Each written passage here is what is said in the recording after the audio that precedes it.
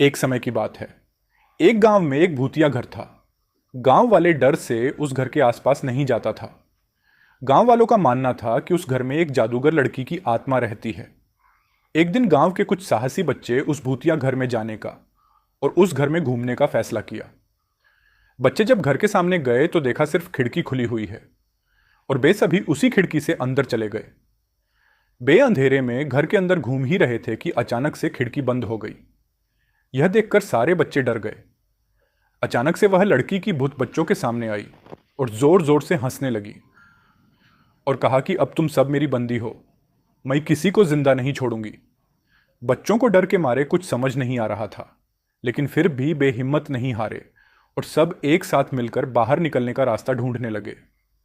ढूंढते ढूंढते एक बच्चे को एक पुरानी किताब मिला जो कि एक जादुई किताब था और उस किताब में एक जादुई मंत्र लिखा था जिसके उच्चारण करने से वह भूत घर से दूर भाग सकती थी। बच्चों ने मिलकर उस मंत्र को पढ़ना शुरू किया। अचानक से एक रोशनी घर के अंदर आई और उस भूत को साथ ले गई। भूत के घर से बाहर जाते ही घर के सारे दरवाजे और खिड़कियां अपने आप खुल गईं और बच्चे दौड़कर बाहर निकल आए। उस दिन से वह घर भूत से आजाद हो गया।